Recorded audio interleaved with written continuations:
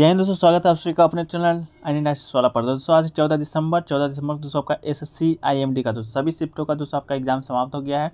तो आज की इस वीडियो में सभी शिफ्ट में पूछे गए जीके जीएस के प्रश्नों को लगभग सभी 75 प्रश्न मिल गए हैं। तो सभी प्रश्नों को देखेंगे, तीनों शिफ्टों का निचोड़ एक ही वीडियो में आपको इस देखने को मिलेगा। तो इससे पहले चैनल पर अगर आप नए हैं, चैनल को सब्सक्राइब कर लीजिए, नोटिफिकेशन बेल को ऑल पे क्लिक जरूर कर लीजिएगा। तो चलिए वीडियो को शुरू करते हैं दोस्तों बिना किसी तरीके। PDF दोस्तों टेलीग्राम चैनल में मिल जाएगा, लिंक है जो डिस्क्रिप्शन में दिया गया है। तो चलिए वीडियो को शुरू करते हैं। गया था अलार कलाम किसके गुरु थे? तो दोस्तों अलार कलाम गौतम बुद्ध के समकालीन एक दार्शनिक एवं योगी थे जो सांख्य दर्शन के विशेषज्ञ थे और पाली ग्रंथों के अनुसार वो गौतम बुद्ध के प्रथम गुरु थे। ठीक है, तो दोस्तों आपका अलार कलाम किसके गुरु थे? तो आपका दोस्तों आपका गौतम बुद्ध आपका राइट आंसर हो जाएगा। तो गौतम बुद्ध इसका राइट आंसर हो जाएगा दोस्तों। अलार कलाम किसके गुरु थे? तो गौतम बुद्ध। गौतम बुद्ध कौन थे दोस्तों? तो बौद्ध धर्म के संस्थापक। देखिए एक क्वेश्चन पूछा गया था 2021 में दोस्तों आपका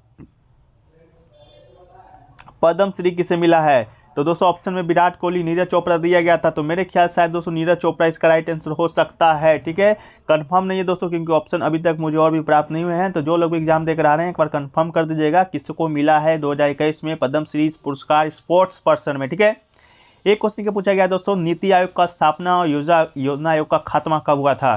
तो योजना आयोग कब परिवर्तित होकर नीति आयोग में परिवर्तित हुआ था वो आपसे पूछा गया था। तो नीति आयोग का गठन दोस्तों आपका हुआ था कितना? 1 जनवरी 2015 को हुआ था। ठीक है, इस संगठन की योजना के स्थान पर बनाया गया था। योजना का खत्म हुआ था 2014 में। इस नीति आयोग का संपूर्ण निकाय राष्ट्रीय भारत परिवर्तन संस्था है। इसकी जो घोषणा है प्रधानमंत्री मोदी ने 15 अगस्त 2014 को किया था। ठीक है, इसी समय आपका योजना आयोग जो कि आपका खत्म हो गया था। इसके दोस्तों आपका अध्यक्ष कौन होते हैं नीति आयोग के अध्यक्ष? कल के CGL के एग्जाम में पूछा गया था। तो ये दोस्तों आपके पदेन अध्यक्ष होते हैं जो भारत के प्रधानमंत्री होते हैं। तो आपके वर्तमान में भारत के प्रधानमंत्री नरेंद्र मोदी जी हैं। तो नीति आयोग के दोस्तों आपके अध्यक्ष भी हो जाएंगे, नरेंद्र मोदी ही हो जाएंगे। ये कल आपसे पूछा गया था। ठीक है, इसके अलावा दोस्तों उपाध्यक्ष होते हैं, एक CEO होते हैं। तो उपाध्यक्ष और CEO कौन है इसको आप कमेंट सेक्शन में बता दीजिएगा। एक क्वेश्चन देखिए पूछा गया था टाइम मैगजीन 2021 में किस प्रभावशाली व्यक्ति का नाम दिया गया है? ऑप्शन भी आपका दिया गया था ममता बनर्जी, केजरीवाल, ये सब करके। देखिए तो टाइम पत्रिका के द्वारा 2021 के 100 सबसे प्रभावशाली लोगों की सूची में प्रधानमंत्री नरेंद्र मोदी को जगह मिली है। इसके अलावा नरेंद्र मोदी आपके ऑप्शन में नहीं था। ठीक है, मोदी के अलावा पश्चिम बंगाल के मुख्यमंत्री ममता बनर्जी, ये आपके ऑप्शन में था ममता बनर्जी। तो ममता बनर्जी इसका राइट आंसर हो जाएगा दोस्तों। और सीरम इंस्टीट्यूट ऑफ इंडिया के मुख्य कार्यकारी अधिकारी थे अदार पूनावाला को इस टाइम मैगजीन में सबसे प्रभावशाली व्यक्ति की लिस्ट में जगह दी गई है। तो इसका राइट आंसर दोस्तों आपका ममता बनर्जी 100% राइट आंसर हो जाएगा। ये आपके ऑप्शन में भी दिया गया था।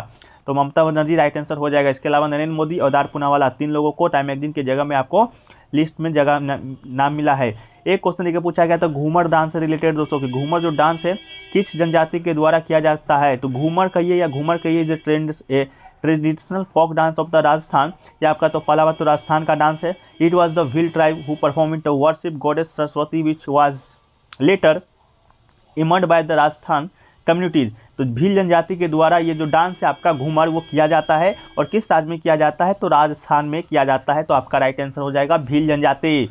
ठीक है, एक क्वेश्चन लेके पूछा गया था दोस्तों ICC women's of the year 2021।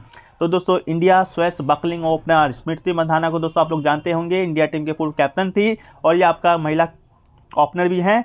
और जिस प्रकार रोहित शर्मा पुरुष टीम के ओपनर हैं उस प्रकार स्मृति मंधाना महिला टीम के ओपनर हैं। Was the Monday named the ICC women's cricket of the year for her incredible runs from across all format in 2021। ठीक है, तो आपका स्मृति मंधाना राइट आंसर दोस्तों आपका इसका हो जाएगा ICC women's of the player. ठीक है, 2021।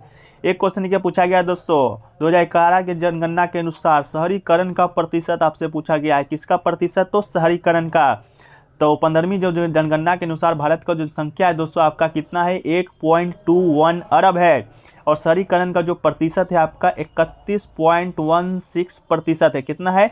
31.16% आपका राइट आंसर हो जाएगा। ये 15वीं जनगणना दोस्तों आपका कब हुआ था? 2011 ईस्वी में हुआ था। लास्ट बार जनगणना भी 2011 ईस्वी में हुआ है।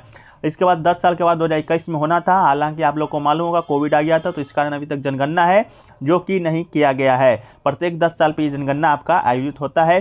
पहली बार स्वतंत्र भारत में कब किया गया था? 1951 में। और अगर पहली बार पूछे तो 1872 में आपका दोस्तों जनगणना किया गया था। संपूर्ण जनगणना 1881 ईस्वी में किया गया था। चलिए अगला क्वेश्चन की ओर बढ़ते हैं दोस्तों। अगला क्वेश्चन देखिए पूछा गया था द्रविड़ स्थापत्य कला से किस गेट को कहते हैं। इस तरह से कोई प्रश्न पूछा गया था कि दक्षिण भारत में मंदिर के मुख्य द्वार को क्या कहा जाता है। तो इसका राइट आंसर दोस्तों आपका गोपुरम भी हो जाएगा। ऑप्शन में गोपुरम भी दिया गया था। ठीक है, तो दोस्तों आपका गोपुरम जो मंदिर के प्रवेश द्वार को कहते हैं, जो कि दक्षिण भारत वास्तुकला शैली की अभिलक्षणिक विशेषता है। गोपुरम समय के साथ विकसित हुआ है और दक्षिण भारत के बाद मंदिरों में केंद्र बिंदु बन गया है। ठीक है, एक दोस्तों क्वेश्चन पूछा गया था specific heat capacity dimensional formula आपसे पूछा गया था इसका। तो दोस्तों स्पेसिफिक हीट कैपेसिटी का डायमेंशनल जो फार्मूला होता है m0 L2 T-1 K-1, इसका दोस्तों राइट आंसर आपका हो जाएगा। ठीक है, चलिए अगला क्वेश्चन को बढ़ते हैं। अगला क्वेश्चन देखिए पूछा गया दोस्तों बंगाल में 1859 में दोस्तों आपका कौन सा विद्रोह हुआ था। ठीक है, तो दोस्तों बंगाल में पैदा होने वाला नील विद्रोह ब्रिटिश बगान मालिकों के खिलाफ निर्देशित किया गया था।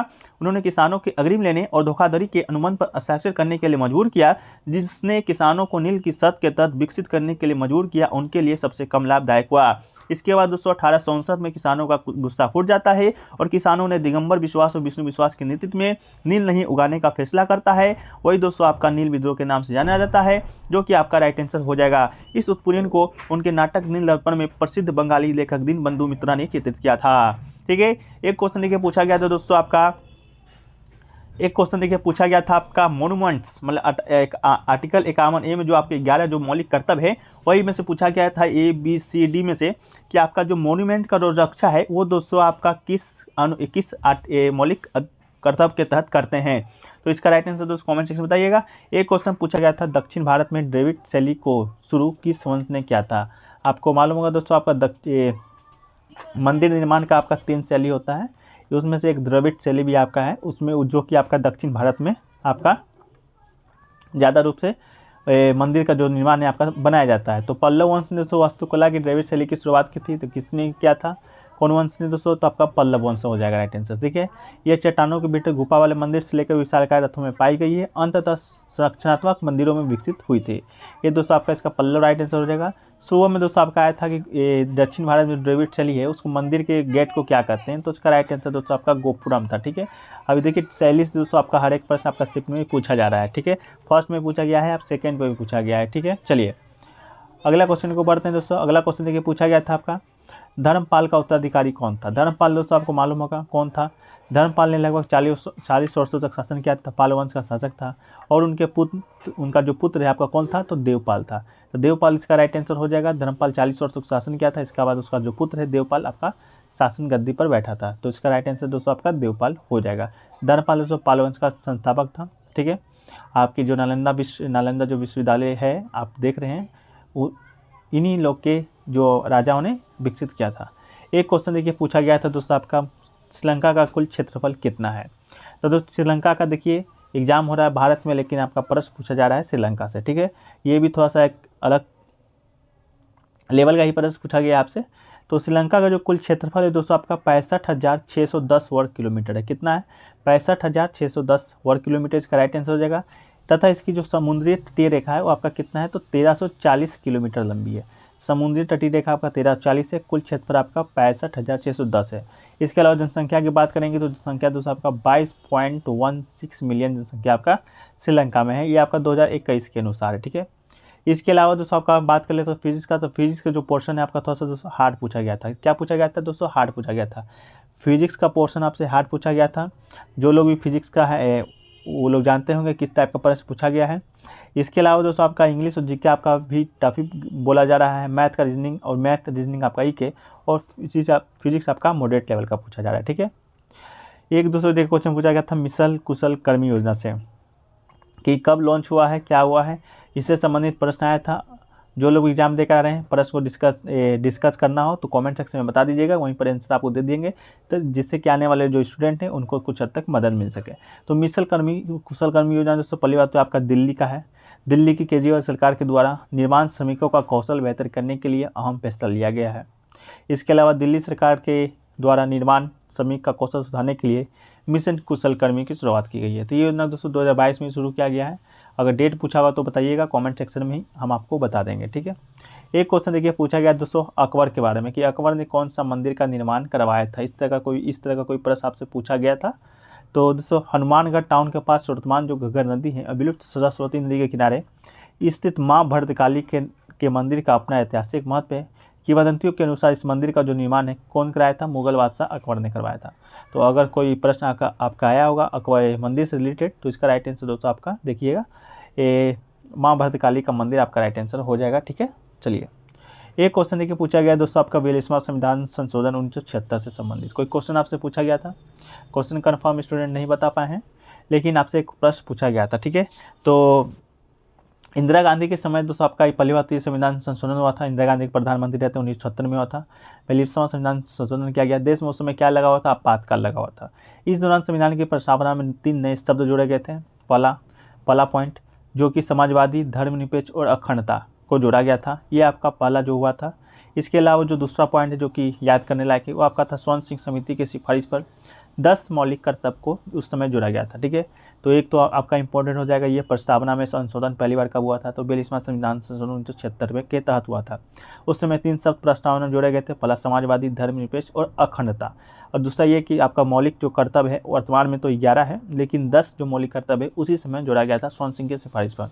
और जो 11वां जो मौलिक कर्तव्य है वो आपका जोड़ा गया था आपका 6वां संविधान संशोधन 2002 ईस्वी में। ठीक है, तो ये आपका क्या प्रश्न आया था कमेंट सेक्शन में जो लोग एग्जाम देकर आ रहे हैं डिस्कस करते चलिएगा, ताकि कुछ पता चल पाए कि किस लेवल का प्रश्न आपसे एग्जाम में पूछा जा रहा है। ठीक है, चलिए एक क्वेश्चन देखिए पूछा गया दोस्तों हरित क्रांति से संबंधित कोई प्रश्न आपसे पूछा गया था। ठीक है, तो हरित क्रांति से संबंधित हरित क्रांति किसी क्रांति को कहा जाता है जिसका संबंध कृषि क्षेत्र में रासायनिक तथा बीज के अत्यधिक उत्पादन से तीव्र वृद्धि करना है। भारत में हरित क्रांति का जो आपका सन है शुरुआत माना जाता है दोस्तों आपका 1966 से 1967 ईस्वी के बीच में, जिसे प्रोफेसर नॉर्मन बोरलॉग कौन दोस्तों नॉर्मन बोरलॉग के द्वारा शुरू किया गया है था, और सर्वप्रथम भारत में इसकी शुरुआत एस स्वामीनाथन ने की थी। भारत में हरित क्रांति के जनक भी एस स्वामीनाथन को कहा जाता है।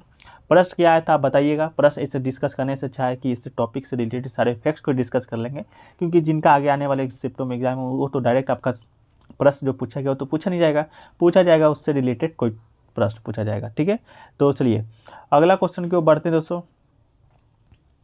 अगला क्वेश्चन देखिए पूछा गया था राज्य के नीति निर्देशक तत्व से संबंधित कोई प्रश्न पूछा गया था। तो मतलब कि डायरेक्टिव प्रिंसिपल ऑफ स्टेट, पहली बात तो दोस्तों 21 अनुच्छेद में आता है किस कब से, तो ये दोस्तों आपका आता है 36 से 51 जितने भी अनुच्छेद है वो आपके राज्य के नीति निर्देशक तत्व के संबंधित है। ठीक है, ये लिया गया है दोस्तों आपका कहाँ से, तो आयरलैंड से लिया गया है। ये भी प्रश्न बनते हैं, प्रश्न क्या बना था वो तो जो लोग एग्जाम देकर आ रहे हैं वो जरूर बताइएगा। इसके अलावा जनतांत्रिक संवैधानिक विकास के नवीनतम तत्व हैं, सबसे पहले आयरलैंड के संविधान में लागू किया गया था, उसी के संविधान से भारत के संविधान में लिया गया है। ये वो तत्व जो संविधान के विकास के साथ विकसित हुए हैं, इन तत्वों का कार्य है कि एक जन कल्याणकारी राज्य मतलब कि वेलफेयर स्टेट की स्थापना करना है। ठीक है, तो आपका राज्य के नीति निर्देशक तत्व भाग पूछेगा दोस्तों तो भाग 4 में ये आपका है। ठीक है, अब सुबह का शिफ्ट ने पूछा था मौलिक अधिकार किस भाग में, तो ये मौलिक अधिकार दोस्तों आपका भाग 3 में है। ठीक है, और मौलिक कर्तव्य दोस्तों भाग 4A में है। ठीक है, चलिए और दोस्तों देखिए बजट से 2 से 3 प्रश्न कहा जा रहा है कि आपका आया था। बजट से 2 से 3 प्रश्न, क्या प्रश्न आया था प्रश्न स्टूडेंट बताने में असमर्थ है, लेकिन बजट से दोस्तों आपका प्रश्न है जो कि देखने को मिला था। 2022 में मतलब 28 सितंबर 2022 को सेबी की पहली महिला अध्यक्ष कौन बनी है। सेबी दोस्तों आप लोग को मालूम होगा एक भारतीय प्रतिभूति एवं विनय बोर्ड है। इसके बाद इसका जो राइट आंसर आपका हो जाएगा माधवीपुरी बुच। क्या हो जाएगा दोस्तों, माधवीपुरी बुच इसका राइट आंसर हो जाएगा। माधवीपुरी बुच को सेबी की पहली महिला अध्यक्ष ठीक है बनाया गया है। सेबी मतलब भारतीय प्रतिभूति एवं विनय बोर्ड, अगला चेयरमैन पर्सन नियुक्त किया गया है, तो माधवीपुरी बुच इसका राइट आंसर आपका हो जाएगा। ठीक है, चलिए अगला क्वेश्चन की ओर बढ़ते हैं दोस्तों। अगला क्वेश्चन है आपका कि अरिविदु वंश का शासनकाल आपसे पूछा गया था। अरिविदु वंश का शासनकाल दोस्तों आपसे पूछा गया था कितना से कितना तक का है। अरिविदु राजवंश दोस्तों हिंदू धर्म का अंतिम राजवंश था जिन्होंने दक्षिण भारत के विजयनगर पर राज किया था। कहाँ राज किया था, विजयनगर पर राज किया था। इस राजवंश का संस्थापक था त्रिमूल देवराय था। कौन था, त्रिमूल देवराय, जो कि राम राय के भाई थे। राम राय जो कि पिछले राजवंशों के अंतिम शासक था। इनकी मृत्यु राक्षी तांगरी में हुई थी। और अरिविदु राजवंश के परिवार के लोग अपना उपनाम अत्रेय रखते थे। क्या रखते थे, अत्रेय। तो इसका शासनकाल आपसे पूछा गया था, तो शासनकाल आपका 1542 ईस्वी से शुरू होता है और 1646 ईस्वी तक आपका अंतिम शासन चलता है। त्रिमूल देव रॉय जो कि 1542 ईस्वी में अरिविदु वंश का आपका स्थापना किए थे। अरिवदी वंश कहाँ शासन किया था? दक्षिण भारत में। कहाँ? विजयनगर के ऊपर। ठीक, चलिए अगला क्वेश्चन की ओर बढ़ते हैं। अगला क्वेश्चन पूछा गया दोस्तों कि दिल्ली में कौन सा न्यायालय स्थापित है? तो दिल्ली में दोस्तों आपको मालूम होगा सुप्रीम कोर्ट है स्थित है। सुप्रीम कोर्ट को क्या बोला जाता है? भारत का उच्चतम न्यायालय बोला जाता है। तो आपका राइट आंसर हो जाएगा उच्चतम न्यायालय। ठीक है, इसके अलावा दिल्ली में एक आपका इसका हाईकोर्ट भी है, जो कि अपने अपने राज्य का अलग अलग हाईकोर्ट होता है। जैसे आपका बिहार का पटना हाईकोर्ट है, उस प्रकार दिल्ली में भी आपका दिल्ली उच्च न्यायालय है। तो उसको नहीं लेना है आपको, दिल्ली में सुप्रीम कोर्ट स्थित है, भारत का उच्चतम न्यायालय है। ठीक है, चलिए अगला क्वेश्चन को पढ़ते हैं। देखिए, भारत का जो सुप्रीम कोर्ट है भारत का सर्वोच्च न्यायिक निकाय है और संविधान के तहत भारत के राज्य का सर्वोच्च न्यायालय है। यह सबसे वरिष्ठ संवैधानिक न्यायालय है और इसके पास न्यायिक पुनर्विलोकन की शक्ति है। ठीक है, देखिए क्वेश्चन पूछा गया था राज्य अधिक साक्षरता वाला राज्य पूछा गया था। कब का? 2011 के जनगणना के अनुसार। तो 2011 की जनगणना के अनुसार केरल की जो साक्षरता दर है सबसे अधिक है। कहाँ का सबसे ज़्यादा साक्षरता दर है? केरल का। पुरुष साक्षरता दर वहाँ कितना है? 96.11% है और महिला साक्षरता दर कितना है? 92.07% है। तो सबसे ज़्यादा साक्षर वाला राज्य आपका कौन सा हो जाएगा? केरल हो जाएगा। इसके अलावा सबसे कम साक्षर वाला राज्य आपका क्या हो जाएगा? तो आपका बिहार हो जाएगा। ठीक है, तो इसका राइट आंसर क्या हो जाएगा? केरल हो जाएगा। देखिए दोस्तों, एक क्वेश्चन और पूछा गया था आपका कि ऑनलाइन शतरंज 2022 का विजेता कौन है? आपका ऑनलाइन शतरंज टूर्नामेंट हुआ था, जिसमें दोस्तों आपका आर्ग प्रज्ञानंद ने पैरासिन ओपन ए शतरंज टूर्नामेंट 2022 का खिताब जीत लिया है। किसने जीता है? आर प्रज्ञानंद ने। आर प्रज्ञानंद ने अलेक्जेंडर प्रेडके को पीछे छोड़ा है, जो 7.5 अंक के साथ दूसरे स्थान पर है। तो किसको हरा के जीता है? अलेक्जेंडर प्रेडके को। तो आर प्रज्ञानंद इसका राइट आंसर दोस्तों आपका हो जाएगा, ऑनलाइन शतरंज टूर्नामेंट 2022 का विजेता। देखिए दोस्तों, एक क्वेश्चन पूछा गया था कुचिपुड़ी किस राज्य का शास्त्रीय नृत्य है? शास्त्रीय नृत्य दोस्तों आपको बता चुके हैं कि 8 प्रकार के शास्त्रीय नृत्य भारत में अभी वर्तमान में है, जिसमें आपका कुचिपुड़ी भी आता है। कुचिपुड़ी दोस्तों आंध्र प्रदेश भारत की प्रसिद्ध नृत्य शैली है। कहाँ की है? आंध्र प्रदेश की। तो इसका राइट आंसर क्या हो जाएगा? आंध्र प्रदेश हो जाएगा। ये पूरे दक्षिण भारत में प्रसिद्ध है। इस नृत्य का नाम कृष्णा जिले के दिवी तालुक में स्थित कुचिपुड़ी गाँव, कहाँ कुचिपुड़ी गाँव के ऊपर पड़ा है, जहाँ के रहने वाले ब्राह्मण इस पारंपरिक नृत्य का अभ्यास करते थे। तो ये भी क्वेश्चन दोस्तों आपका एक बार पूछा गया है, SSC MTS में शायद पूछा गया था कि जो आपका कुचिपुड़ी जो आपका नृत्य है वो आंध्र प्रदेश के किस ज़िले के नाम पर रखा गया है? तो आप देख सकते हैं कृष्णा जिला में एक गांव है कुचिपुड़ी, उसी के नाम पर दोस्तों आपका रखा गया है। तो उस समय का राइट आंसर कृष्णा जिला था। इसके अलावा कुचिपुड़ी के अलावा दोस्तों आपका बात करें तो भारतनाट्यम, ये भी दोस्तों आपका शास्त्रीय नृत्य है। कहाँ का? ये आपका तमिलनाडु का शास्त्रीय नृत्य है। इसके अलावा दोस्तों आपका शास्त्रीय नृत्य मणिपुरी है, जो कि मणिपुर का है। ओडिसी है, जो कि उड़ीसा का है। कथकली है, जो कि दोस्तों कर्नाटक का है। कथक है, जो कि उत्तर भारत का है। इसके अलावा मोहिनीअट्टम दोस्तों आपका कहाँ का है? वो भी आपका शायद केरल का है। चलिए अगला क्वेश्चन को बढ़ते हैं दोस्तों। अगला क्वेश्चन आपसे पूछा गया था भारत की तरफ से टोक्यो ओलंपिक में पहला मेडल किसने जीता था? तो दोस्तों भारत की तरफ से टोक्यो ओलंपिक में पहला मेडल पूछा गया था। तो इसका राइट आंसर आपका क्या हो जाएगा? मीराबाई चानू। मीराबाई चानू ने महिला के 49 किग्रा वर्ग में रजत पदक के साथ टोक्यो 2020 में भारत को पहला पदक दिलाया था।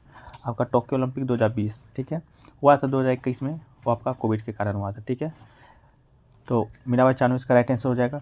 नीरज चोपड़ा ने दोस्तों आपका पहला स्वर्ण पदक हासिल किया था। तो टोक्यो ओलंपिक में आपको मालूम होगा भारत की तरफ से एकमात्र जो स्वर्ण पदक है आपको किसने जीता है? नीरज चोपड़ा ने। नीरज चोपड़ा से संबंधित प्रश्न फर्स्ट में पूछा गया था आपसे कि नीरज चोपड़ा की 2021 में किस स्पोर्ट्स पर्सन को पद्मश्री मिला है? 22 में। तो आपका नीरज चोपड़ा उसका राइट आंसर था। भारत की वेट लिफ्टर है मीराबाई चानू, वेट लिफ्टिंग से इनका ताल्लुक है। टोक्यो 2022 में ओलंपिक में महिलाओं के 49 किग्रा में रजत पदक के साथ भारत का रजत पहला खाता खोला था। कौन सा पदक जीता था? आपका रजत। यह भारत का टोक्यो ओलंपिक पहला पदक था। अब चलिए बात कर लेते हैं दोस्तों पहला ओलंपिक में पहला स्वर्ण पदक किसने जीता था? तो चीन के टोक्यो ओलंपिक में पहला जो स्वर्ण पदक जीत लिया है किस देश ने जीता? चीन ने। चीनी निशानेबाज थी यांग क्वान ने शूटिंग में पहला स्वर्ण पदक जीता था। इसके अलावा जापान में आयोजित टोक्यो ओलंपिक में टूर्नामेंट का पहला स्वर्ण पदक चीन के नाम दर्ज हुआ था। चीन की यांग क्वान शनिवार को महिला 10 मीटर राइफल प्रतियोगिता में गोल्ड मेडल जीता है। ठीक है, भारत की तरफ से पहला गोल्ड मेडल आपका कौन जीता था? तो नीरज चोपड़ा ने। चलिए अगला क्वेश्चन को बढ़ते हैं दोस्तों। पूछा गया था मौलिक कर्तव्य के बारे में। मौलिक कर्तव्य कौन से भाग में? इसके बारे में चर्चा फर्स्ट शिफ्ट की वीडियो में मैंने किया था। भारतीय संविधान में मौलिक कर्तव्य को अनुच्छेद 51 क तथा भाग 4 क में जोड़ा गया है। कहाँ जोड़ा गया है? 51 तथा भाग 4 में। 51 क अनुच्छेद 51 क हो जाएगा। भाग पूछा गया है आपसे तो भाग 4 क हो जाएगा, या इंग्लिश में कहे तो 4A हो जाएगा। ठीक है, मूल संविधान में मौलिक कर्तव्य की संख्या 10 थी। मूल संविधान कहने का मतलब आपका जब से मौलिक कर्तव्य जोड़ा गया था, कब जोड़ा गया था? 42वां संविधान संशोधन 1976 के माध्यम से। उस समय मात्र 10 मौलिक कर्तव्य को जोड़ा गया था सरदार सुरंजन सिंह समिति के सिफारिश पर। जो 11वां मौलिक कर्तव्य है वो आपका 6वां संविधान संशोधन 2002 के तहत जोड़ा गया है, तब जाके वर्तमान में आपका 11 मौलिक कर्तव्य आप देख रहे हैं। ठीक है, चलिए अगला क्वेश्चन को बढ़ते हैं दोस्तों। अगला क्वेश्चन देखिए पूछा गया था मौर्य साम्राज्य के बारे में कि मौर्य साम्राज्य में जो किसानों को कर दिया जाता था वो क्या कहलाता था। तो मौर्य राजवंश तो आपके मौर्य साम्राज्य का ही है, तो प्राचीन भारत का एक शक्तिशाली राजवंश था। मौर्य साम्राज्य ने 137 वर्ष भारत में राज किया था। इसकी स्थापना का श्रेय किसे जाता है? चंद्रगुप्त मौर्य को जाता है। और उसकी जो मंत्री है चाणक्य। चाणक्य के बारे में आप लोग जानते होंगे, अर्थशास्त्र के लेखक चाणक्य। यह साम्राज्य पूर्व में मगध राज्य में गंगा नदी के मैदानों से शुरू हुआ है। इसकी राजधानी कहाँ थी? पाटलिपुत्र। हालांकि इसका राजधानी तीन तरह हुआ है। पहला आपका राजगीर, वैशाली, पाटलिपुत्र। आपका ओवरऑल पाटलिपुत्र इसका जो एक मेन राजधानी होता है आपको हो जाता है। और उस समय जो हिरण्य है समझते यह किसानों से नगद के कर के रूप में लिया जाता था। तो इसका राइट आंसर क्या हो जाएगा दोस्तों? हिरण्य। इसके अलावा प्रणय कर है, जो कि इस कर का उल्लेख सबसे पहले पाणिनि ने किया था, परंतु पहली बार विस्तार से इसका भी अर्थशास्त्र में है। अर्थशास्त्र के लेखक कौन है आपके? तो आपके चाणक्य। चाणक्य कौन है? चंद्रगुप्त मौर्य के प्रधानमंत्री। ठीक है, इसके अलावा दोस्तों आपसे वो विजयनगर साम्राज्य का देख लिए, कौन सा आपका अरिवाड़ी वंश का शासनकाल आपसे पूछा गया था। तो विजयनगर साम्राज्य की बात करेंगे दोस्तों, तो विजयनगर साम्राज्य का स्थापना है जो कि 1336 में किया था। कौन? हरिहर और बुक्का ने किया था। तुंगभद्रा नदी के दक्षिण किनारे विजयनगर साम्राज्य का गठन किया गया था। हम्पी को राजधानी शहर घोषित किया गया था। और हरिहर प्रथम ने 1336 में संगमा राजवंश का शासक बना था। इसके बाद तालुक के, इसके बाद आपका अरिवाड़ी, इस तरह से करके आपका 3-4 राजवंश आपके आए थे। ठीक है, एक प्रश्न देखिए पूछा गया था दोस्तों आपका स्वच्छ भारत अभियान से संबंधित कोई प्रश्न पूछा गया था। इस स्वच्छ भारत अभियान का जो उल्लेख है वो किस अनुच्छेद में किया गया है? इस तरह का भी कोई शायद आपसे प्रश्न पूछा गया था, तो कमेंट सेक्शन में जो भी लोग एग्जाम देकर आ रहे हैं ज़रूर बताइएगा। एक दोस्तों केमिस्ट्री से प्रश्न पूछा गया था, 0 डिग्री केल्विन का मान शायद आपसे पूछा गया था।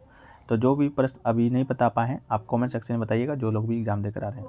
तो चलिए वीडियो को यहीं पर समाप्त करते हैं दोस्तों, मिलते हैं नेक्स्ट वीडियो में। जब तक के लिए जय हिंद, जय भारत। चैनल को सब्सक्राइब, लाइक्स एंड चैनल को सब्सक्राइब कर लीजिएगा, वीडियो को लाइक कीजिएगा, दूसरों में शेयर कीजिएगा। जय हिंद, जय भारत।